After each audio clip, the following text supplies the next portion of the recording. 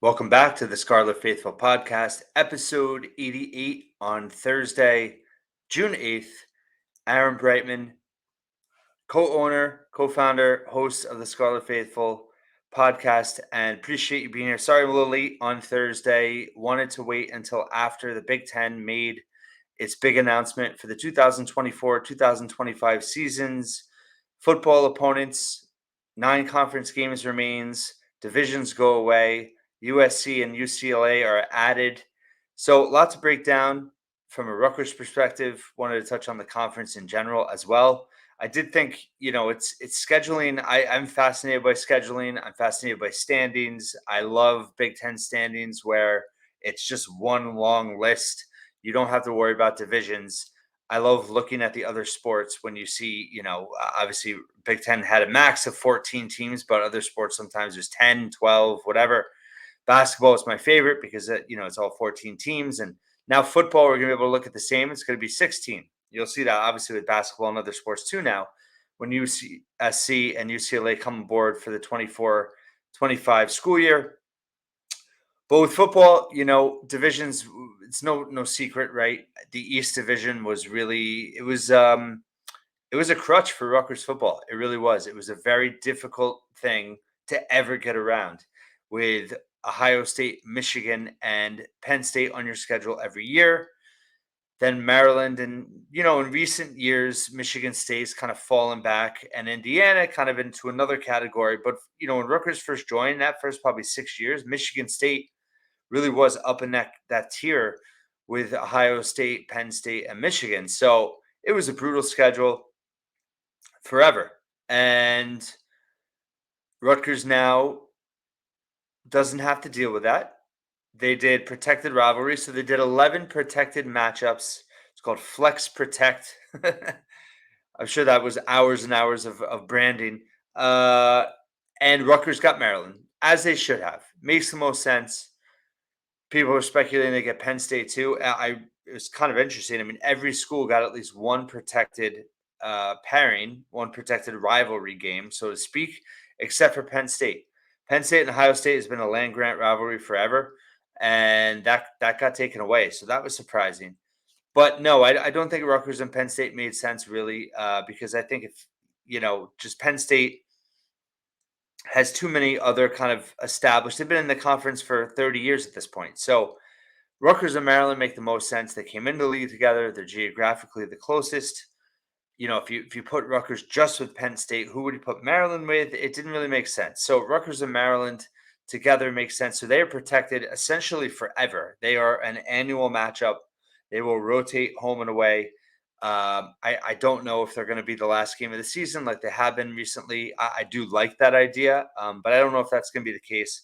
We did not get actual schedules today. It was just opponent matchups, and we'll see what happens there. But Rutgers got one protected rivalry game, and then each school got 3 home and home series basically for the next 2 seasons, meaning 24 and 25.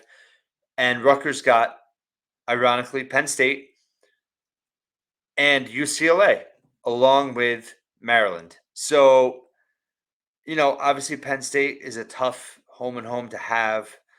You play every team in the Big Ten. So all 15 teams you'll play at least once over that 2-year stretch. You'll play 3 teams twice. UCLA is fun. UCLA going to the Rose Bowl for that away game in 2025. They host them in Piscataway in 2024. I like that. That's cool. I like that they got UCLA, something different, something fun. There's going to be a lot of hoopla involved in UCLA's first season and second season, and Rutgers fans get a tremendous trip out of it to the Rose Bowl. So that's exciting. Penn State, you could do without, but it is what it is. And, I liked someone's comment. I can't remember who said it, but I read it somewhere saying, it just gives us more chances to finally break through and finally beat them. So you won't have Penn State twice after 2025. So that will go away. So they'll have them once every 2 years and eventually get them back for the home and home. But yeah, I like that thinking. And then you have Maryland, like we talked about. So in specific, just want to see if I'm missing anything here. I thought overall the Big Ten, schedules are like a maze. They're a puzzle. And I thought overall they did a relatively good job. One thing that's interesting, 2024. So all the Big Ten East teams, only five of them: Michigan, Ohio State, Penn State, Maryland, and Indiana. None of them are playing more than four former Big Ten East foes in 24, except Michigan State and Rutgers. So Michigan State's actually playing all six Big Ten East teams in 2024. So I do feel bad for them. They did get, I thought, an easier West schedule. They got Northwestern. Who else did they get? They got someone else not too terrible. Nebraska, Illinois, and Purdue. Excuse me. That's who they got. Rutgers on the flip side, got UCLA, Iowa, and Illinois. Keeping Iowa is pretty tough. And then Rutgers got five of the six Big Ten East foes. And the one they didn't get was Indiana. So, I tweeted about it. I mean, it's pretty funny. You hear that Rutgers, the divisions go away. We're like finally happy. And then what does the Big Ten do? They give us all the same East opponents, but they take away the one team that Rutgers has beaten the last two seasons out of the East, Indiana, and they replace it essentially with UCLA, and they keep Iowa on the schedule. Iowa was that 6 year crossover opponent that goes away now, but they do get Iowa in 24. They get them in 23. They got them in 22, but they're not on the schedule in 25. So I thought that was pretty funny. 24 is brutal. 24, you could argue, depending on how UCLA is going to be, and you probably, you would think with Chip Kelly they're going to be better than Indiana's been. That will be probably the toughest schedule Rutgers has ever had in the Big Ten since joining. So that's certainly, we'll be able to go through it throughout the offseason as 23 goes through. But, people saying that, Schiano potentially would be on the hot seat after 2023 if they don't make a bowl or they don't make progress. I mean, 2024 is a brutal schedule. So I do think that first of all, I didn't agree with the idea that Schiano would be on the hot seat. I don't think he would be. And I don't even know if he should be in 2024 based on 23. But with that schedule, I don't even think it's really a fair option because that's just a brutal schedule that will be the hardest they've had since the Big Ten joining in 2014. In 2025, the schedule opens up a lot more. It's a lot more manageable. There is no easy schedule in the Big Ten, but for Rutgers, it's a lot better in 2025. You only play three former East foes. You play Indiana, you play Penn State, and Maryland. So we knew they had Maryland and Penn State with the home and home, and Maryland being the protected. But then you get Indiana back, and you finally get Ohio State and Michigan off the schedule, along with Michigan State, and then also those three. So that's big. Now I would argue that getting USC, which you do get at home, and then you're traveling to UCLA. Excuse me, I want to mention Wisconsin. So you're adding home games with USC and Wisconsin. You're losing Michigan and Ohio State. I honestly think that's kind of a wash. Wisconsin in year three with Luke Fickell, I think could be really good. Ohio State's obviously a powerhouse, but USC is, going to be a perennial top 10 team. So you lose two perennial top 10 teams, but at that point, Wisconsin's going to be pretty close, I think. So I think that's kind of a wash. Where it does get better is, you are on the road against Indiana, Northwestern, Nebraska. Maybe Nebraska will be trending way up at that point with Matt Rule. That's possible. But you do get Maryland at home, Purdue at home. Those are two winnable games at home.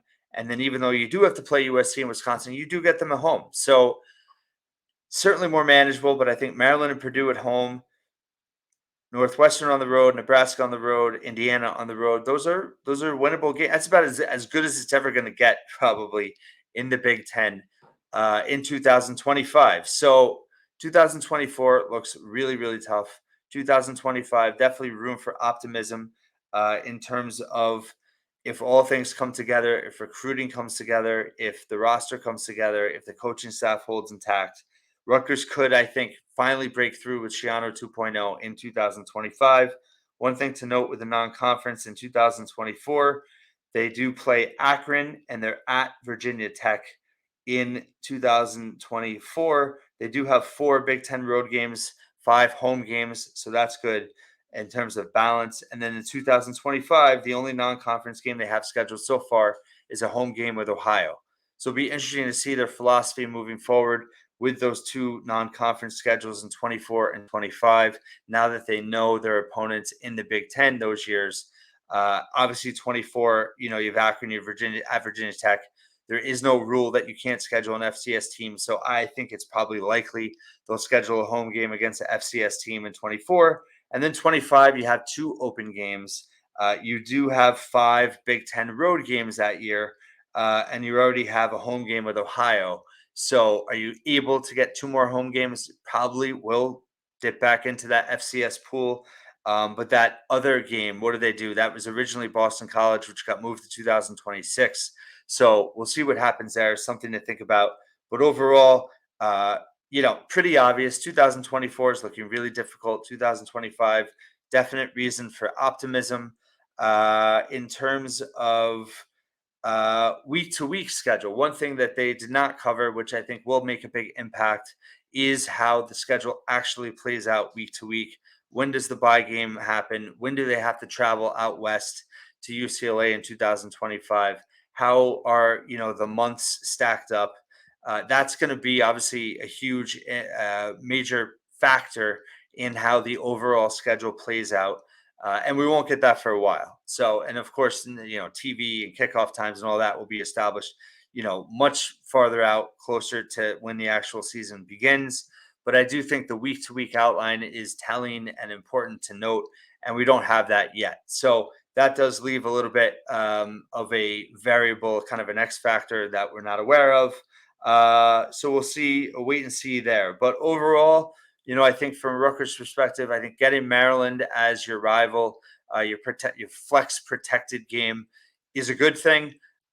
In terms of how much that's going to blossom into an actual rivalry, I don't know. Should there be a trophy? People are saying, I don't know. I've had people pitch me trophy ideas in the past. I've never been that into it, to be honest.